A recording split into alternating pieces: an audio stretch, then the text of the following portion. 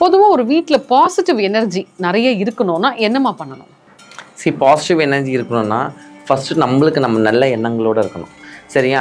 Sometimes நம்மளுக்கு negative energy தான் இன்றைக்கி உலகம் ஃபுல்லாக ஆயினுக்கு நம்ம பார்த்துன்னு தான் இருக்கோம். எந்த இடத்துலையுமே நிம்மதி கிடையாது. எங்கேயோ போனால் எங்கேயோ எதையோ ஒன்று சம்மந்தமே இல்லாமல் நம்மக்கிட்ட மோதின்னு இருக்கும். எனக்கு என்ன ஆச்சுன்னா, பணத்தால் எல்லாமே வாங்கணும்னு சொல்லிட்டு மைண்ட் செட் வந்துச்சு. அது ரொம்ப தவறு. அது ஒன்றுமே கிடையாது. அதனால தான் காளி கபால மாலைகளை அணிஞ்சு மயானத்தில் நின்றுக்கிற. ஏன் இதெல்லாம் மாயை. இன்னொன்று, இப்போ நிறைய பேர் பார்த்தீங்கன்னா வீட்டில் அந்த தாலி போடுற பழக்கமும் இல்லை, குங்குமம் வைக்கிற பழக்கம் இல்லை. இதெல்லாம் பண்ணாமல் வீட்டில் மகாலட்சுமி வாசம் பண்ணணும் அப்படின்னு பூஜை பண்ணுறாங்க. இது எப்படிமா பார்க்குறீங்க? பெண்கள் திருமாங்கல் பண்ணிக்கிறது ரொம்ப விசேஷம். அதே மாதிரி திருமாங்கலத்தில் எப்போதுமே இந்த காசு சொல்லுவாங்க பார்த்தீங்களா, மகாலட்சுமி காசு, அது இருக்கிறது அதை விட விசேஷம். குங்குமம் வைக்கிறது, நெத்தியில் வடுல வைக்கிறது. ஏன் நம்மளுக்கு கல்யாணம் ஆயிடுச்சு, நம்ம கணவன் இருக்கா சொல்றதுக்கு. தங்கம் சேர்றதுக்கு இல்லத்தரசிகளுக்கு ஒரு டிப்ஸ். குலதெய்வத்தோட வழிபாடு, மகாலட்சுமியோட வழிபாடு.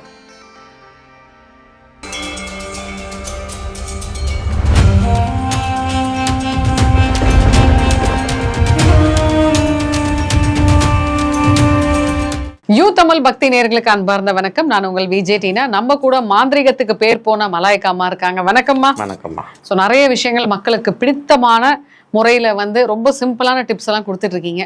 ஸோ இன்னைக்கு அந்த வகையில் எதை பற்றி பேசலாம் அப்படின்னு பார்த்தீங்கன்னா, பொதுவாக ஒரு வீட்டில் பாசிட்டிவ் எனர்ஜி நிறைய இருக்கணும்னா என்னம்மா பண்ணணும்? பாசிட்டிவ் எனர்ஜி இருக்கணும்னா ஃபஸ்ட்டு நம்மளுக்கு நம்ம நல்ல எண்ணங்களோடு இருக்கணும். நம்ம பாசிட்டிவாக இருக்கணும். நம்ம மற்றவங்க நல்லது பண்ணணும்னு நினைக்கணும். நம்ம கூட இருக்கணும் நல்லது பண்ணணும். நம்ம குடும்பத்தை மேலே ஓங்கி வரணும்னு நினைக்கணும். சரியா? சம்டைம்ஸ் நம்மளுக்கு நெகட்டிவ் எனர்ஜி தான் இன்றைக்கி உலகம் ஃபுல்லாக ஆயினுக்கு நம்ம பார்த்துன்னு தான் இருக்கோம். எந்த இடத்துலையுமே நிம்மதி கிடையாது. எங்கேயோ போனால் எங்கேயோ எதையோ ஒன்று சம்மந்தமே இல்லாமல் நம்மக்கிட்ட மோதின்னு இருக்கும். ஸோ அது ஏன்னா இன்றைக்கி இருக்கிற பக்தியின் நிலை கம்மியாகிடுச்சு, வழிபாடு நிலை கம்மியாகிடுச்சு. சரி, முன்னாடிலாம் நீங்கள் பார்த்தீங்கன்னா ஒரு வீடு இருக்கும். அந்த வீடுங்களில் பார்த்தீங்கன்னா பெரிய ஹாலில் கூட இருக்கிறவங்க இல்லாதவங்க என்ன ஏழையாக இருந்தாலும் சரி, பணக்காரங்க இருந்தாலும் சரி, சின்னதாக ஒரு சாமி ரூம் அழகாக வச்சுருப்பாங்க. அந்த இடத்துல பார்த்தீங்கன்னா எப்போவுமே சுவாமியோட ரூம் பல பல பலன்னு இருக்கும். அது நீங்கள் பார்த்துருக்கீங்களா? நீங்கள் அந்த காலத்து படத்துலலாம் பாருங்களேன், ஒரு பூஜை ரூம் பார்த்தாலே அவ்வளோ ஒரு பிரம்மாண்டமாக இருக்கும். சின்னதாக இருந்தால் கூட அதுக்கு ஒரு பூ போட்டு ஒரு விளக்கேற்றி 2 ஊதுவத்தி வச்சு ஒரு வெத்தலை பாக்கு வளர்த்து தண்ணி வச்சுருப்பாங்க. இது இன்றைக்கி எத்தனை பேர் பண்ணுறாங்க சொல்லுங்கள்? இன்றைக்கி எனக்கு என்ன ஆச்சுன்னா, பணத்தால் எல்லாமே வாங்கணும்னு சொல்லிட்டு மைண்ட் செட் வந்துச்சு. அது ரொம்ப தவறு. பணத்தால் எதுவுமே வாங்க முடியாது. செல்வம் என்றைக்குமே நம்மளோட சுற்றி இருக்கிற தன்மையை தான் மாற்றுமே தவிர்த்து நம்மளோட பலத்தை ஒருபோதும் அதை மாற்றாது. வித்தியாசம் இருக்குதுல்ல. இப்போ நான் இன்னைக்கு ஒரு காஃபி ஷாப்னும், ஒரு காஃபி டேல போய் காஃபி விடணும், அதுக்கு நம்ம பணம் யூஸ் பண்ணலாம். நம்ம உட்காந்து இடத்துல பிஸா சாப்பிடணும், அதுக்கும் அது பணம் யூஸ் பண்ணலாம். ஒரு பொருளை வாங்கணும், ஒரு நல்லதுக்கு எடுத்து பண்ணணும், தானம் தரம் போகணும், அதுக்கு பணம் யூஸ் பண்ணலாம். ஆனால் நம்ம உடம்புக்கு ஒரு வலி, ஒரு நோய் நொடி, ஒரு விஷயம் ஆகுதுன்னா பணம் சரி பண்ணுமா? அந்த பணம் ஹாஸ்பிட்டலில் போய் கொட்டணும். அந்த பணத்தை சாப்பிட முடியுமா? கிடையாது. இன்னைக்கு எத்தனையோ பேர் பணம் செலவு பண்ண உயிர் பழச்சிருக்காங்களா? கிடையாது. விதி யாரையும் ஒன்றும் பண்ண முடியாது. போய் தான் ஆகணும். பட் ஆனால் இந்த பணத்தோட பலத்தை ஃபஸ்ட்டு நீங்கள் குறைச்சி தெய்வத்தோட பலம் எப்படி கூட்டணும்னு பாருங்கள். இன்னைக்கு எல்லாமே காசால எல்லாமே அந்த மைண்ட் செட் வந்ததால பைசா கொடுத்தா காலி வந்துருவா, பைசா கொடுத்தா சாமி வந்துடும், பைசா கொடுத்தா பைரவர் வந்துடும். அது ஒரு காலமும் கிடையாது. பக்தி என்பது உன்னிருந்து பூரிச்சு வெளியே வரணும், ஓடி வரணும். அதுக்கு நம்ம வீட்டில் நம்ம சப்பலாங்கல் போட்டு கையெடுத்து கும்பிடணும் பூஜை ரூமில். இன்னைக்கு எத்தனை பேர் வீட்டில் பூஜை ரூம் இருக்கு? பூஜை ரூமே இல்லாமல் சாமி எப்படி கும்பிடுவீங்க? உங்களுக்கு அந்த ஞானம் எப்படி பிறக்கும்? அந்த ஞானம் பிறக்காதவளுக்கு உங்களுக்கு சுற்றி நீங்களே நெகட்டிவ் அது வைப்ரேட் ஆகினே இருக்கும். சரி, மாந்திரிகத்தில் ஒரு விஷயம் நம்ம எப்பவுமே சொல்லுவோம், ஒரு பக்கம் நம்மளுக்கு இல்லை துஷ்டம் இருந்துனே இருக்கும், ஒரு பக்கம் நல்ல தேவதைகள் இருந்துனே இருப்பாங்க. அப்படி இருக்கும் பொழுது நம்ம இந்த நல்ல தேவதை பூஜை புறைகள் இல்லைன்னா துஷ்டம் அதோட சக்தியை அதிபயங்கரமாக்கிடும். அப்போ நம்ம பூஜைகள், பரிகாரங்கள், ஹோமங்கள், தியானங்கள் பண்ணும்பொழுது இதோட சக்தி அதிகமாக, துஷ்டத்தோட பலம் கம்மியானு சொல்லுவோம். புரியுதா? அப்போ அதே மாதிரி தான் யாராக இருந்தாலும் சரி, ஒரு ஆணாலும் சரி, பெண்ணாக இருந்தாலும், ஒரு வீடாக இருந்தாலும் சரி, அந்த இடத்த நம்ம வாழணும். அந்த இடத்த நம்மளோட வம்சம் வாழணும். சரி, உங்களுக்கு சின்ன விஷயம் சொல்கிறேன். அந்த காலத்தெல்லாம் ஃபோட்டோஸ்லாம் பார்த்தீங்கன்னா நம்ம சொல்லுவோம், இது எங்கள் தாத்தா பாட்டி சாமி கும்பிட்டது, வீட்டில் ஏதாவது சின்ன சிலை வச்சுருப்பாங்க, இல்லை வீட்டில் ஏதாவது சிவலிங்கம் வச்சுருப்பாங்க, இல்லை வீட்டில் ஏதாவது ஒரு பொருள் வச்சுருப்பாங்க, ஆன்மீகத்தோட பொருள் ஏதோ ஒன்று வச்சுருப்பாங்க. அது இது எங்கள் தாத்தா பாட்டு வழிபட்டது, அதுக்கப்புறம் எங்கள் அப்பா சாமி கும்பிட்டது, இன்னைக்கு நான் சாமி, அதுக்கே ஒரு சக்தி இருக்கும். உண்மையில நான் சொல்றது. பட் ஆனால் இன்னைக்கு அந்த மாதிரி பண்ணுறோமா? நிறைய பேர் வீட்டுல அப்படி கிடையாது, எதுவுமே கிடையாது, எல்லாமே தூக்கி குப்பையில போட்டுருக்கோம். அப்படியே வச்சாலுமா அது ஒரு பெருமைக்கு தான் வைக்கிறாங்க. புரியுது அவங்களுக்கு, அந்த பெருமைக்கு தான் வைக்கிறாங்க தவிர்த்து ஆன்மீக ரீதியா நீங்க பக்தி எல்லாமே நினைச்சுக்காங்க. கடையில அட்வர்டைஸ் பார்த்து இதை வச்சா நல்லா இருக்கும், அதை வச்சா நல்லா இருக்கும், அந்த பொருள் மேலதான் கான்சன்ட்ரேஷன் போறீங்க தவிர்த்து அந்த பொருள் ஒண்ணுமே அது சும்மா, அது ஒண்ணுமே கிடையாது. அதனாலதான் காளி வந்து கபால மாலைகளை அணிஞ்சு மயானத்துல நின்றுக்கிற. ஏன்? இதெல்லாம் மாயை, இந்த மாயை விலக்கிட்டு நீங்க வாங்க, உங்களுக்கு இந்த உலகத்தையே நான் உங்க கையில் தரணும். அதை யாருமே புரிஞ்சிக்க மாட்டாங்க. புரியுதா? தியானமும் தபமும் ஹோமங்கள் பூஜைகள் பலிக்கு தான் தெய்வம் வந்து நம்மளுக்கு வந்து அனுகிரகம் பண்ணுமே தவிர்த்து நம்ம இந்த பொருள் வாங்கினா வச்சுமா, அந்த பொருள் வாங்கினா வச்சுமா. மேக்னெட் கூட மேக்னெட் சேர்த்தா தான் மேக்னெட் ஆகும். அந்த இது வந்து ஒட்டும், மாறி வச்சா ஒட்டாது. அப்படி இருக்கும்பொழுது ஜெகஜனனி உன்னையும் என்னையும் படைத்து இந்த உலகத்தை படைச்சு இதே 14 புவனங்களை படைச்சல எப்படி அவளை சீர்குள்ள கொண்டு வர முடியும்? உண்மையா இல்லையா? நம்மளுக்கு ஒரு விஷயம் வேணும். இப்போ காலை எழுந்துறோம், என்ன பண்றோம்? காலை எழுந்துறோம், மூஞ்சி கழுவுறோம், பல் துலக்கிறோம், குளிக்கிறோம். நம்மளோட அன்றாட வாழ்க்கையை நம்ம பண்ணும் பொழுது அப்படியே குளிச்சுட்டு வந்தோம் 10 நிமிஷம் நம்ம வீட்டில் ஃப்ரிட்ஜில் பூ வச்சுக்கணும். முன்னாடி நாளே வாங்கி வச்சுட்டு ஏதோ ஒரு ஃப்ரூட் சாமிக்கு வச்சுட்டு ஒரு விளக்கேற்றி ஒரு தூபம் ஏற்றி கையெடுத்து ஒரு 5 நிமிஷம் தியானம் பண்ணி நீங்கள் போங்களேன். அன்றைக்கெல்லாம் உங்கள் வாழ்க்கை, அன்றைக்கெல்லாம் உங்கள் நாள் அப்படி இருக்கும். உங்களுக்கு எந்த மாதிரி நெகட்டிவ் வந்து அப்படி தூக்கி அடிச்சிடும். அது அவ்வளோதான். அந்த ஒரு நிலை இன்னைக்கு இல்லை, அந்த மனநிலை இல்லாமல் போயிடுச்சு. எல்லாரும் நினச்சிருங்க கோயில் போனால் சரியாகும், கோயில் போனால் சரியாகும். கிடையவே கிடையாது. என்னோட பூஜைலாம் நீங்கள் நம்ப மாட்டீங்க, அந்த விரதத்திலே சரி பண்ணிடுவேன் நான். இத்தனை நாள் வந்து கணக்கு இருக்குது, அத்தனை நாள் விரதத்தில் உட்கார வைப்பேன். ஒரு 10 நாளோ 14 நாளோ, அதுக்கப்புறம் தான் பரிகாரத்துக்கு வர சொல்லுவேன். அந்த விரதத்திலே சரி பண்ணுறவன் நான். அவ்வளோ கிளியர் ஆகிடுவாங்க, அப்படி மூஞ்சிக்கிட்ட பளிச்சுன்னு ஆகிடும். விட்டு போனவங்க வந்து நின்றுவாங்க. அந்த விரதம் அவ்வளோ சக்தி வாய்ந்த விரதம். அந்த விரதத்திலே சரி பண்ணுன்னா அப்போ நம்ம வீடு தான் நம்மளுக்கு வாசல், நம்ம வீடு தானே ஸ்தலம், நம்ம வீடு தானே கோயில். எதுக்கு வீடை ஆலயம் சொல்கிறாங்க? ஸோ ஏன்னா அந்த வீட்டில் எல்லாமே இருக்குது. அப்போ அதில் தெய்வங்களும் இருக்கும் பொழுது நம்ம அந்த தெய்வங்களை ஆவாகனம் பண்ணும்பொழுது, தெய்வத்தை வழிபாடு பண்ணும்பொழுது அந்த தெய்வ சக்தி நம்மக்கிட்ட வந்தே ஆகும். இது எல்லாரும் பண்ணாததால வெளியே போயிட்டு நம்ம காசு கொடுத்து வருமா? எப்படி வரும்? கரெக்ட் தானே? உன் பக்தி வீட்டிலேருந்து தான் ஆரம்பிக்கணும். அப்போ தான் நீ வெளியே போனால் சக்ஸஸ் கொடுக்கும். நீ வெளியே போய் காசு கொடுத்து வெளியே போயிருப்பா ஒரு காலமும் நடக்காது. ஸோ அதனால தான் சொல்கிறேன், எந்த நெகட்டிவையும் சரி நம்ம வந்து வீட்டில் இருக்குதா வெளியே இருக்குதா எதுவுமே யோசிக்க தேவையில்லை. காலிக்கிட்ட வாங்க, சரி பண்ணி அனுப்புகிறோம். இப்போ சில பேரோட பூஜை அறை நீங்கள் பற்றி பேசும்போது சில பேர் பயங்கரமாக வெளியில் திங்ஸ் எல்லாம் வச்சிருப்பாங்க, சில பேர் பித்தளையில வச்சிருப்பாங்க, அகல்ல வச்சிருப்பாங்க. ஆக்சுவலா உங்களோட எக்ஸ்பீரியன்ஸ்ல நம்ம என்ன வேணா சாமி கும்பிட்டா என்ன பொருள்ல வைக்கணும்? ஒரே ஒரு காமாட்சி அம்மன் விளக்கு வச்சு ஒரு மண் அகல்ல அணையா தீபம் ஏற்றினாலே போதும். ஏன்னா அந்த தீபம் வந்து எது சொல்ல என்ன பண்ணுவோம், நம்ம கான்சன்ட்ரேஷன் தீபம் கிட்ட ஆட்டோமேட்டிக்காக போயிடும். அப்பப்போ அந்த சாமி கிட்ட போயிட்டு அந்த தீபத்தை நம்ம வந்து சரி பண்ணி சாமிக்கு எல்லாம் பார்ப்போம் கரெக்டாக தான். அப்போ 2 வார்த்தை பேசுவோம் சாமிகிட்ட, இன்னைக்கு இந்த பிரச்சனை தீர்த்து. உடனே என்ன பண்ணுவோம், ஒரு தூபம் ஏற்றுவோம், ஒரு நைவேத்தியம் பண்ணுவோம் ஒரு சாமிக்கு. அந்த சாமிக்கிட்ட நம்ம நேராக உரையாடுவோம், நேராக பேச ஆரம்பிப்போம். அது இன்னைக்கு பண்ணாதால் தான் இன்னைக்கு எல்லாமே தவறாயிடுச்சு. எல்லாமே நினச்சிக்காங்க கோயில் போனால் கிடையாது, வீட்டே கோவில் தான். நீங்க வீட்டுல இருந்து நான் சொல்றது செஞ்சு கையெடுத்து கும்பிட்டாலே போதும், எல்லாமே சக்சஸ் ஆயிடும். இந்த காமாட்சி அம்மன் விளக்கு அப்படின்னு சொல்றப்போ அது பித்தளையில இருக்கணுமா வெளியில இருக்கணுமா? வசதி தாமா.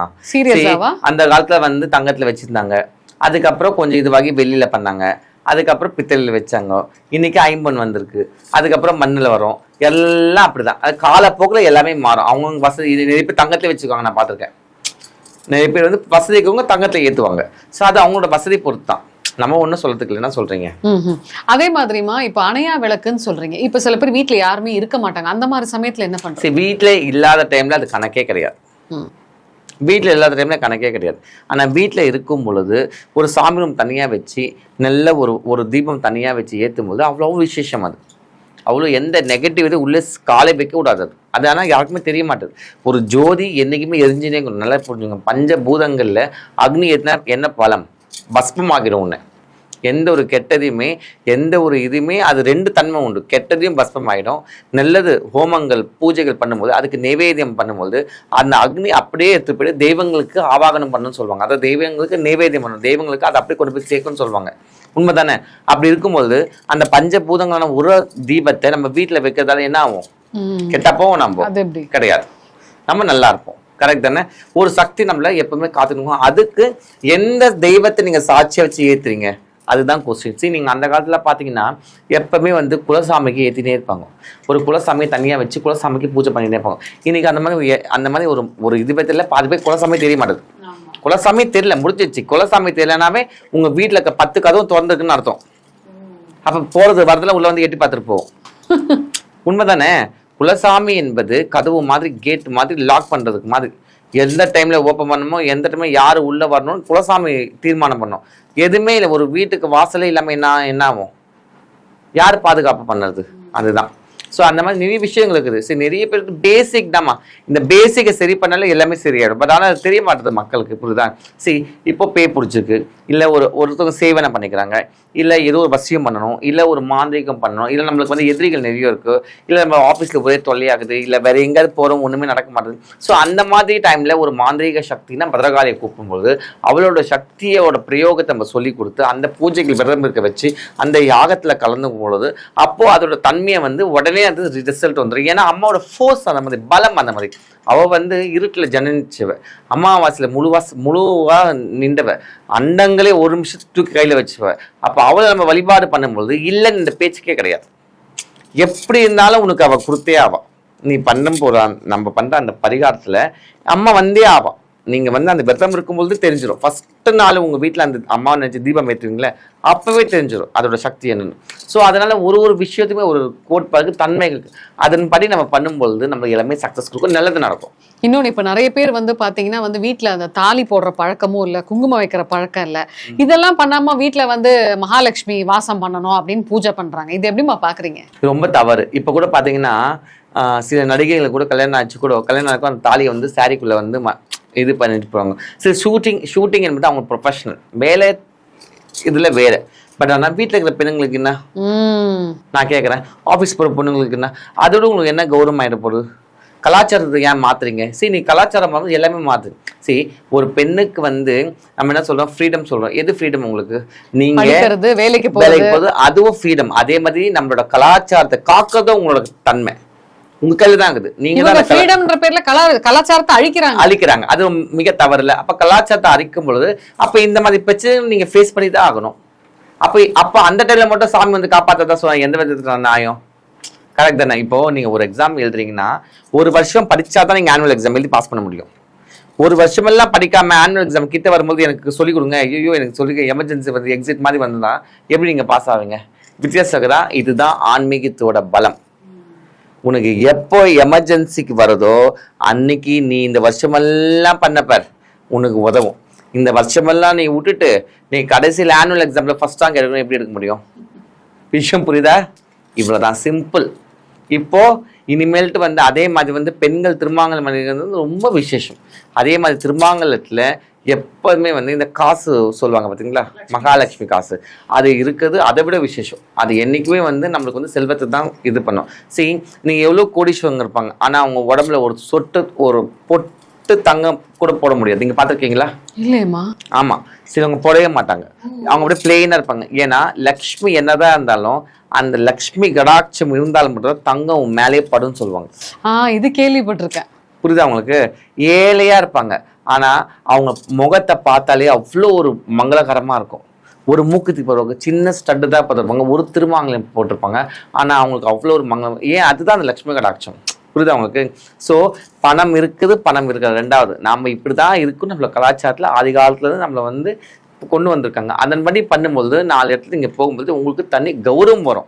பாரு, இந்த பொண்ணு எப்படி இருக்கிற மூஞ்சில் முழிச்சாலே நல்லா சொல்லணும். என்ன சொல்லுங்க? அதுக்காக தான் நம்ம குங்குமம் வைக்கிறது, நெத்தியில் வடுல வைக்கிறது. ஏன் நம்மளுக்கு கல்யாணம் ஆயிடுச்சு, நம்ம கணவன் இருக்கா சொல்றதுக்கு. அப்போ தேவையில்லாமல் இந்த டிஸ்ட்ராக்ஷன் நம்ம டிஸ்டர்ப் பண்ணாது என்றைக்குமே. புரியுதாங்க? சிகப்பு கலர் குங்குமம் ரொம்ப சக்தி வாய்ந்தது. எதிரிகளை அப்படி பார்க்க தான் நம்ம திருஷ்டி அப்படியே அடிச்சிடும்.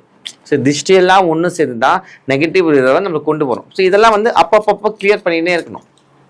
ஸோ கடைசியாக ஒரே ஒரு டிப்ஸ்மா, நல்ல தங்கம் சேர்றதுக்கு இல்லத்தரசிகளுக்கு ஒரு டிப்ஸ். குலதெய்வத்தோட வழிபாடு, மகாலட்சுமியோட வழிபாடு. அப்படி உங்களுக்கு உக்ரமான தெய்வம் இருந்தால் அதுதான் குலசாமி. அப்படி ஆல்மோஸ்ட் குலதெய்வங்களை வந்து உக்ரமான தெய்வம் தான். முனீஸ்வரர், கருப்புசாமி, சுள்ளமான சாமி, காளி அப்படியெல்லாம் வந்துடுவாங்க. அப்படி உங்களுக்கு ரொம்ப சீக்கிரமாக வரணும்னா கண்டிப்பாக பத்ரகாளி தான்.